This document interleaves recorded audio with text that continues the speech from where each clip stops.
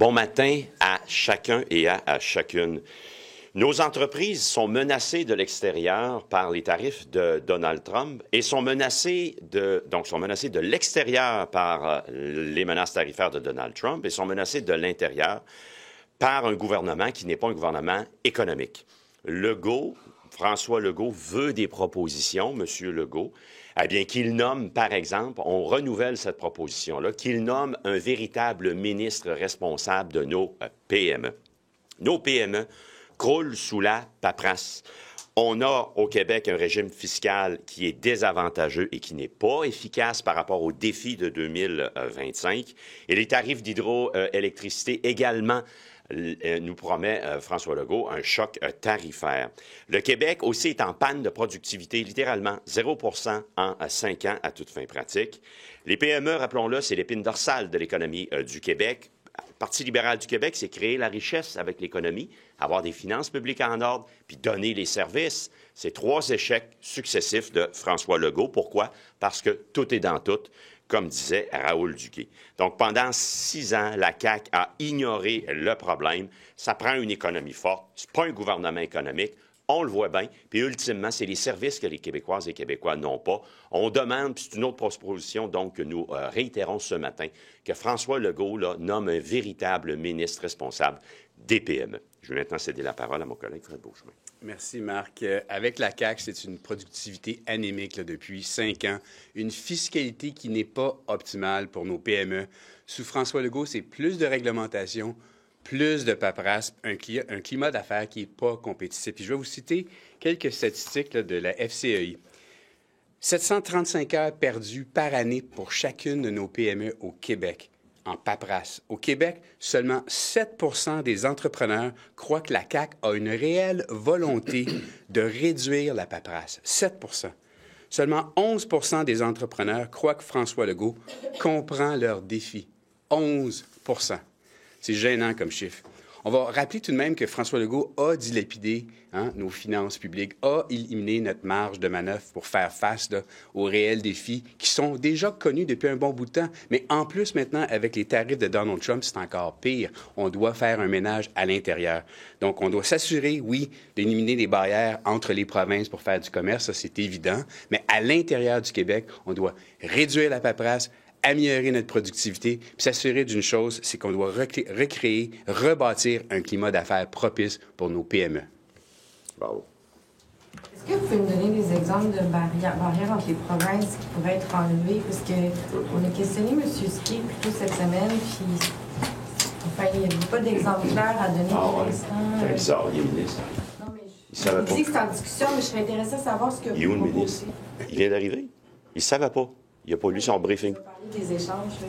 On vous en donner un très tangible. Il a dit, je pense pas que c'est la seule solution qui va permettre de compenser. C'est sûr que quand toutes les solutions n'est jamais la seule, vous faites rien. Mais je vais répondre à votre question. Excusez-moi, je ne veux pas être désagréable à matin. Là, je vais être gentil. Excusez-moi. Puis c'était fait en toute bonne foi. Là, je l'aime beaucoup, Christopher, M. Ski. Un exemple très tangible au niveau des aliments. Les aliments. Vous devez, pour entrer un aliment au Québec, avoir une certification fédérale. Si vous avez uniquement une certification ontarienne, par exemple, ça ne fonctionnera pas. Il y a un dédoublement pour s'assurer qu'il y ait, avec le MAPAC, un aliment qui puisse être vendu ici, au Québec. C'est un exemple où lorsque une personne, un fonctionnaire ou une fonctionnaire de la province de l'Ontario reconnaît et certifie un aliment, bien que cette certification-là puisse être acceptable pour qu'il y ait un transfert à Québec, au Québec, qui puisse se vendre.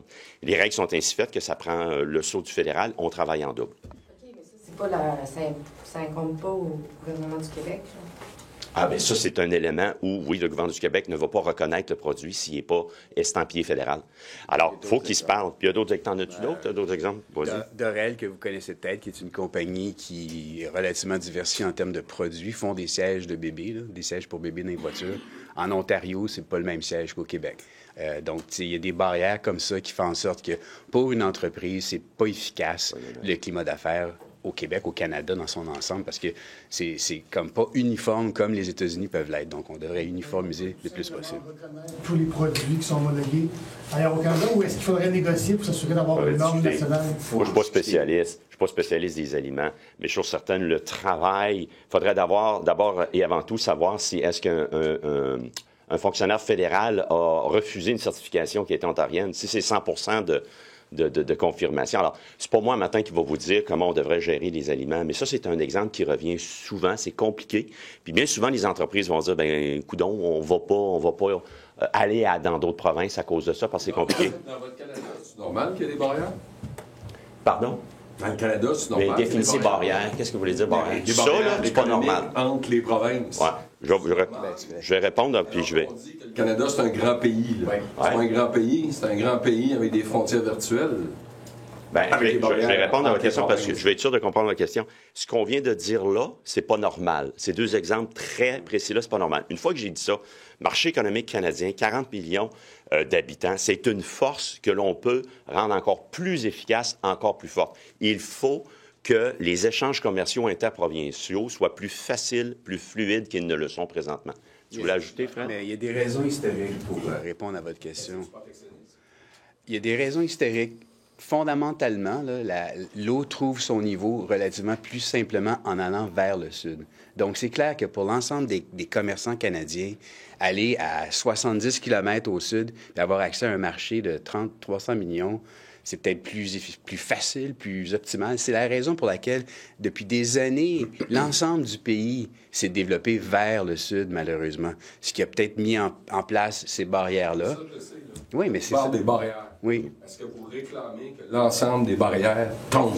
Bien, nous, ce qu'on on veut, Faire le ménage. on veut absolument que le ménage soit fait. On veut absolument que les barrières tarifaires. Bien, Est-ce qu'il faut qu'il n'y en ait plus de barrières? Non, non, on on peut a, pas dire ben, ça. la culture, par exemple, au Québec, je veux dire, il y a des raisons pour lesquelles on veut que le français soit protégé, n'est-ce pas? Fait il y a des trucs sur lesquels on ne bougera pas, faire c'est le certain. Là. Mais on doit... Pardon? Pour faire ça, est-ce que c'est une grande réunion de toutes les provinces?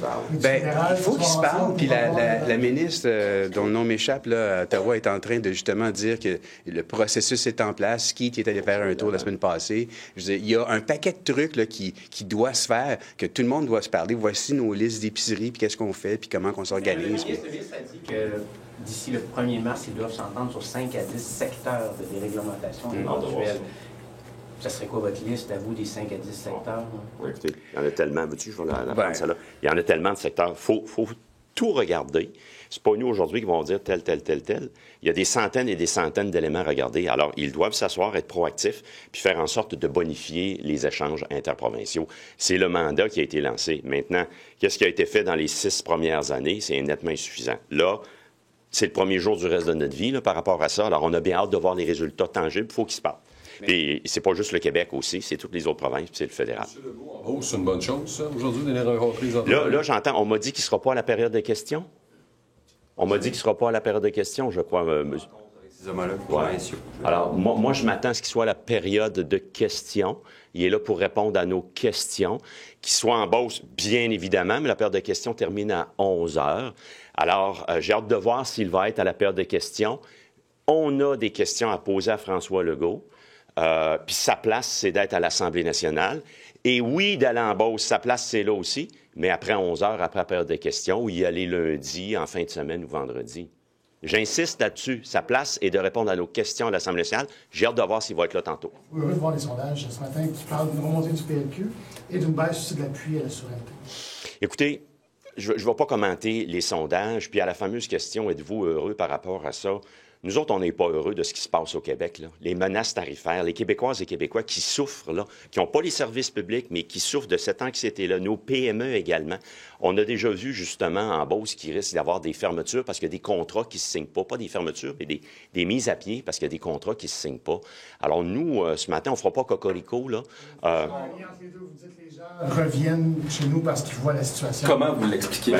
Écoutez, encore une fois, je vais répondre à votre question, mais dans un premier temps, je n'irai pas dans le détail du sondage. Je pense que ce que l'on voit présentement, c'est la nécessité d'un marché économique canadien fort la nécessité d'un Québec au sein de la Fédération canadienne qui joue son rôle. Puis on vient de vous donner l'exemple d'éliminer les barrières inutiles des échanges commerciaux interprovinciaux. C'est ça sur quoi il faut travailler. Alors, je pense que ça participe de ça, la réalisation que le marché économique canadien, là, c'est fondamental et que le Québec séparé ne serait pas plus fort. Pas du tout, au contraire. Meilleur score depuis 2018, vous n'êtes pas heureux de ça, là, d'avoir... Non, c'est pas... Encore une fois, on est conscient des sondages, mais la partie n'est pas terminée. Hein? Vous êtes à 9 chez les francophones. Alors, la partie n'est pas terminée. Il reste encore 2 ans. On est à la veille d'une course à la chefferie. On va avoir de beaux échanges, de beaux débats. Je n'irai pas plus loin. Puis encore une fois, les sondages, on les lit. On en est conscient. Puis je pense aussi que ça démontre qu'on est sur les bonnes priorités. Hein? Au Parti libéral du Québec, c'est économie, finances publiques, les services. Ça, c'est absolument important. C'est également qu'il y a une forme d'insatisfaction envers le gouvernement. Là. Ah, clairement. François Legault a beaucoup promis, puis il n'a pas livré. François Legault avait dit qu'il allait avoir un État plus efficace, qu'il allait justement il a engagé 10 000 fonctionnaires de plus qui brassent du papier à Québec, puis qui font brasser du papier entre les fonctionnaires à Québec, puis les PME. La paperasse est un de nos écueils que nous soulevons. Il faut diminuer la paperasse, ça n'a pas été fait. C'est pas bon de garder les mots en dedans de vous, là. Pardon? Allez donc répondre. C'est pas un peu dénigrant ce que vous dites, les fonctionnaires brassent du papier comme c'est ce qu'ils faisaient, c'était Non, j'en suis pas contre les individus, les femmes et les hommes qui sont de bonne foi, qui ont été engagés par le gouvernement de François Legault. J'en ai contre le gouvernement de François Legault, qui a dit qu'il allait avoir un État plus efficace. Vous savez que la première industrie créatrice d'emplois au Québec, c'est le gouvernement du Québec. L'avez-vous senti passer dans la qualité des services qui auraient été rehaussés? Les femmes et les hommes qui, le cadran sonne, puis qui se lèvent, puis qui vont travailler au gouvernement, sont de bonne foi. Et je suis certain qu'ils veulent faire avancer les choses. Mais la manière dont le gouvernement a organisé le tout, les résultats ne sont pas là. Et 10 000 fonctionnaires de plus, force est de constater que collectivement, on n'en a pas pour notre argent. Vous pensez que le sondage, ça témoigne d'un attachement envers le marché canadien ou plus d'un désir de stabilité? Je pense que ça participe. Les raisons sont multiples. Encore une fois, les raisons sont multiples. On réalise l'importance, oui, du marché économique canadien. On réalise également l'importance que face aux problèmes, là, qui peut apporter de véritables solutions? C'est-tu le grand soir de la séparation du Québec ou c'est les petits matins de se dire on se cache dans les mains puis on va donner les services, on va aider nos PME, puis on va créer la richesse, puis on va les offrir les services? Ça participe de tout ça, puis ça participe aussi, je pense, des bonnes priorités que nous mettons de l'avant. Expliquer, par exemple, que là, on le voit dans différents sondages, mais que ce qui se passe aux États-Unis renforce l'unité canadienne? Bien, vous savez, quand on est sous la menace, on regarde sont où nos forces. Quand on est menacé dans la vie, on se retourne et on regarde, OK, comment on réplique? Puis le réflexe, c'est de dire sont où nos forces? Puis on réalise la force du marché économique canadien. On voyait ce matin aussi les médecins qui parlaient des services des médecins. Bien, juste avant, j'aurais aimé ça entendre, monsieur. Oui, je t'en prie. C'était quoi la question? Bien, en fait, c'est le sondage. Continue d'y retenir. C'est pas tant sur le sondage, mais juste pour la simplifier là, pour François Legault, il y a 2 volets prioritaires. Oui, s'organiser pour quelqu'un dans son gouvernement, s'entendre avec le reste du Canada pour faire tomber les barrières commerciales entre les provinces. Ça, c'est un des fruits dans l'arbre à accueillir. Puis les autres fruits, là, c'est vraiment qu'au Québec. Puis ça, c'est des chantiers qu'il peut lui-même contrôler. La fiscalité optimale pour nos PME, la paperasse à réduire pour nos PME, s'assurer qu'on est compétitif, s'assurer là, qu'il y a moins de réglementation. Ça, là, c'est comme créer le climat d'affaires pour que le Québec puisse gagner. Fait que ça, là, c'est les 2 choses simples à faire. C'est ça et ça. That's it. Le reste, là, je veux dire, il peut travailler sur un paquet d'autres choses, mais ça, c'est les priorités. Quand vous parlez de fiscalité optimale, vous parlez de réduire les impôts pour les entreprises? Non, on a un paquet de crédits d'impôts. Le ménage commence à être fait. Ça fait des années, nous autres, qu'on dit qu'il aurait dû être fait depuis longtemps. C'est comme quand le ministre des Finances, Girard, a annoncé au mois de mars, déficit de 11 milliards. Maintenant, on va commencer à regarder nos dépenses. Allô? Ça fait 6 ans là, que tu es au pouvoir, là, puis là, aujourd'hui, tu te réveilles. Ça n'a juste pas d'allure. Il faut absolument s'assurer qu'on est optimal dans nos dépenses, optimal dans notre fiscalité pour nos PME, s'assurer qu'on est les plus compétitifs possibles dans le contexte canadien, dans le contexte québécois, parce que c'est l'avenir des prochaines générations qui est en jeu en ce moment. On n'a pas le choix de le faire. Le sondage, c'est bon pour votre poulain, là? Écoutez, je vais laisser Marc répondre à l'ensemble des questions. Vas-y. Bien, vous savez, on ne peut pas se réjouir actuellement de la situation économique qui fait en sorte que les aiguilles ont bougé. OK? Fait en ce qui me concerne, on doit absolument tous mettre l'épaule à la roue, s'assurer qu'on est dans l'esprit canadien pour faire en sorte que le Canada puisse gagner puis que le Québec puisse gagner dans ces conditions-là. C'est ça qui compte. Les priorités sont à la bonne place. Monsieur Tanguay, est-ce que ça serait possible pour le Parti libéral de laisser la voie libre au Parti conservateur dans l'Arthabasca, comme le suggérait M. Collard? Je sais que vous ne voulez pas vous mêler de la course à la chefferie, mais sur la proposition, sur le fond, là, avec cette idée qu'il y a une tradition là, de laisser la place aux chefs de parti dans une partielle? Non. Pourquoi? Parce que c'est un rendez-vous démocratique, parce qu'on ne participe pas de la même formation politique, parce qu'on aura une excellente candidature à présenter, puis que le programme politique, la vision libérale a le droit de citer, puis notamment dans le débat qu'on aura dans Terrebonne avec notre excellente candidate, et le cas échéant, on aura une excellente candidature dans Arthabasca. Alors, nous, au Parti libéral du Québec, on va être présents dans les 125 comtés, et on est à l'aube d'une belle course à la chefferie, puis on aura des débats d'idées. La population jugera, hein, la population élira qui elle le voudra bien, mais clairement, on aura une candidature. Alors, sur les médecins, M. Tanguay, on Oui, voyait ce pardon. matin, il y a une lettre qui a été signée par 6 médecins qui déplorent les effets des compressions dans le réseau. On parle de chirurgiens qui opèrent, qu'il y a des équipements qui se brisent, que Pas de les bon appels d'offres sont suspendus, des radiologistes qui ont de la difficulté à faire le suivi de patients parce qu'au niveau des rendez-vous, le support administratif a été diminué. Qu'est-ce que vous pensez de ça? Le fiasco Legault, le front tout autour de la tête de Christian Dubé, qui dit « J'avais jamais dit ça, moi. J'avais jamais dit ça, 1,5 milliard. » On avait tout mal compris. Puis là, il dit « Ben, levez le pied, ayez... » Puis il disait « On va essayer, avant les fêtes, on va essayer même, en coupant le 1,5 milliard, de diminuer les impacts qu'il va y avoir, parce que les impacts qu'il va en avoir. » C'est malheureux, hein? C'est malheureux. Puis vous avez des questions sur les sondages, mais nous, le premier réflexe, c'est de penser à ces cas-là. Effectivement, des équipements qui, en pleine opération flanche, on met la vie des Québécoises et Québécois à risque. Alors, c'est le fiasco Legault, c'est le front tout le tour de la tête de Christian Dubé de dire, ben non, circuler, rien à voir, les coupures, il n'y en a pas, puis il n'y en a pas au niveau des impacts sur la population. Il y en a, c'est réel. Les Québécoises et Québécois souffrent face à ce fiasco Legault-là. Il faut le dénoncer, puis on va faire notre job. Vous proposez quand même des mesures de rigueur budgétaire ou de redressement.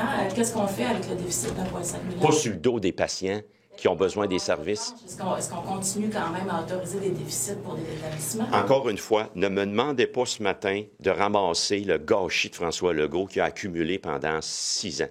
Il est parti de 7 milliards de surplus à 11 milliards de déficit, puis on a hâte de voir, on n'a pas hâte de voir de combien va être le prochain déficit. Une fois que je vous ai dit ça, le Parti libéral du Québec, là, la colonne des revenus, créer la richesse, elle est insuffisante. 0 gain de productivité en 5 ans, ça, c'est de l'argent de moins dans les poches, non seulement des Québécoises et Québécois, mais du gouvernement. Créer la richesse. Bien dépensé. J'ai posé la question, j'ai interpellé François Legault, les chèques électoralistes en 2022, c'était 6,7 milliards de dollars. Grand bien leur face à celles et ceux qui ont eu 500$ et ou 400-600$. Mais ça a été un coup d'épée dans l'eau alors qu'on aurait pu aider les plus vulnérables puis cibler davantage l'aide. Il y a eu du gaspillage. Alors, nous, il y aura des débats à la chefferie, il y aura l'élection qui sera dans 2 ans. On va avoir un programme politique, mais on va avoir toute une côte à remonter. D'abord et avant tout, le gouvernement, sa mission, c'est de donner service. L'exemple que vous soulevez, là, ce matin, les coupures en santé qui se font sentir, c'est un gouvernement qui abandonne la population. C'est la côte, comment vous allez faire ça? C'est un ensemble vous parlez de mesures. beaucoup du passé, mais vous prenez le pouvoir dans 2 ans. Qu'est-ce que vous faites avec la santé? C'est un ensemble de mesures. La santé, bien évidemment, il faut offrir les services, il faut être efficace. Santé Québec, là, qui est une structure parallèle, qui est une agence de recouvrement bien plus qu'une agence de santé. Nous, on n'a pas l'intention, puis on aura les débats à la course à la cheville d'aller rejouer dans les structures, mais il faut être efficace. On le dit, en quoi Santé Québec va permettre de donner de meilleurs services? C'est tout le contraire qu'on voit depuis. Une autre promesse rompue. Donc, donner les services, peu importe ce que ça coûte. C'est donner les services en s'assurant que chaque dollar investi est efficace. Je reviens, les 10 000 fonctionnaires, les femmes et les hommes de bonne foi qui ont été engagés puis qui ont des jobs, là, c'est pas contre eux qu'on en a, mais 10 000 fonctionnaires de plus un 18 milliards de différentiel en 6 ans, on ne l'a pas senti passer. C'est inacceptable. C'est un échec.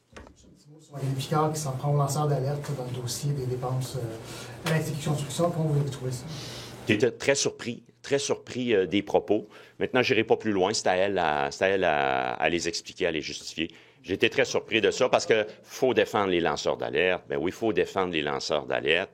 Fussiez-vous visés par de telles alertes, on doit défendre les lanceurs d'alerte. Puis c'est un principe dans notre démocratie québécoise qui est maintenant ancré, je crois, puis qui n'est plus à remettre en question. Vous faites une tête sur GNL Québec depuis hier?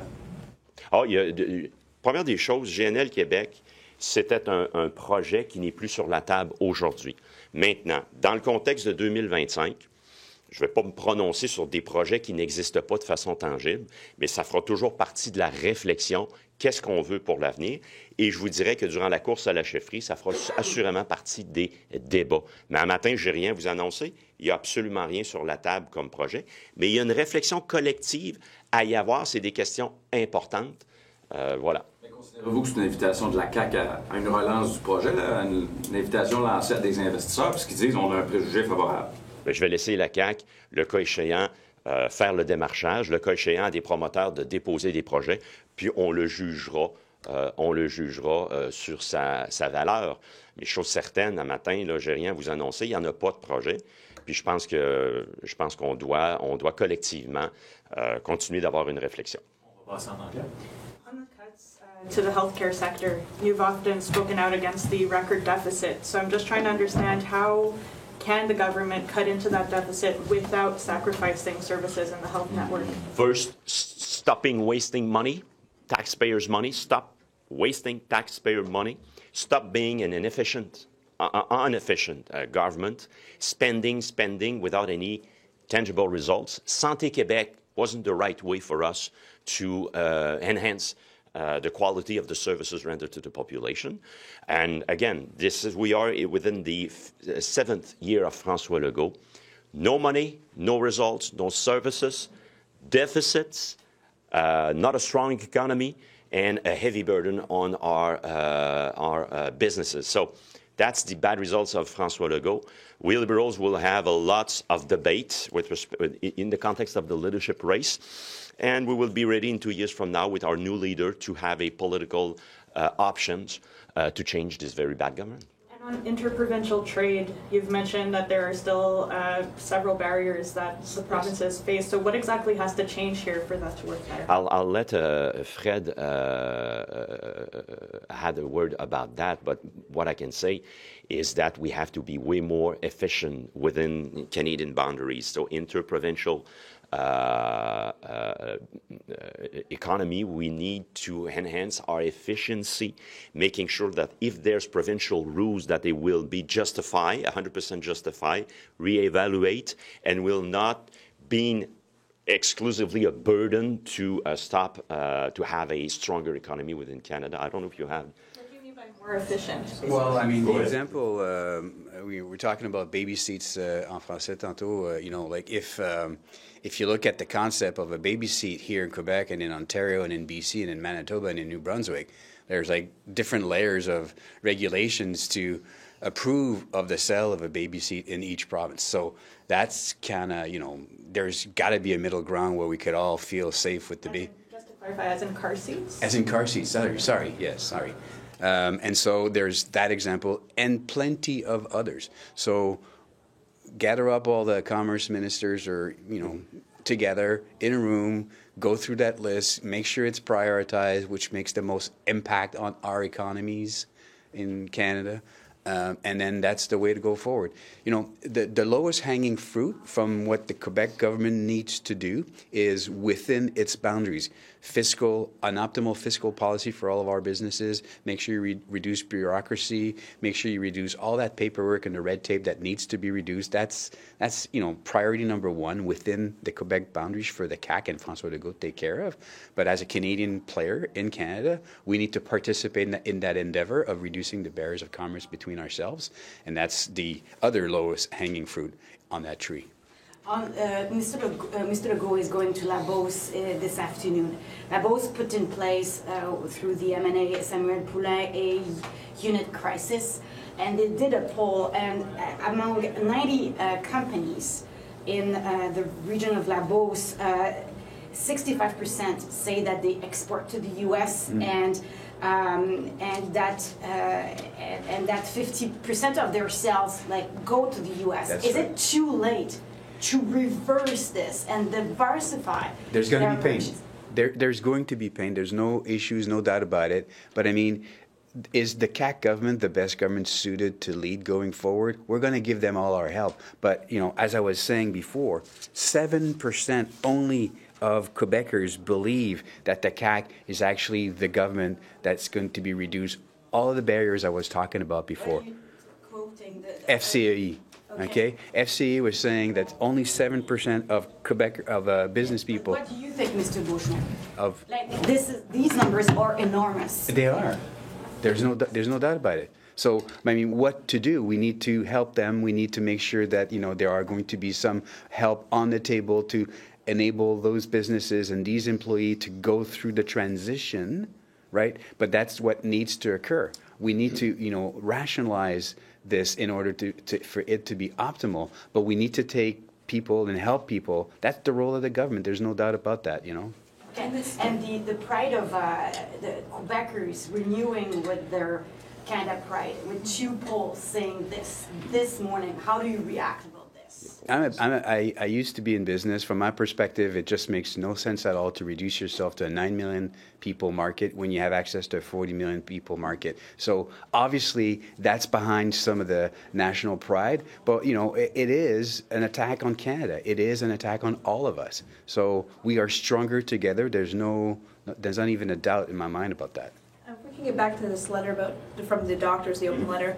There's a passage here where a surgeon says he has equipment breaking in the middle of an operation, and that they're scrambling to kind of find a replacement because they have a patient on a table in front of them. When you read stuff like that from the doctors themselves, how do you react to that? Very alarming, and it's a tangible evidence to the fact that the government cuts had a direct impact every day on the quality of services rendered to the population, and we are putting the health of the population at risk.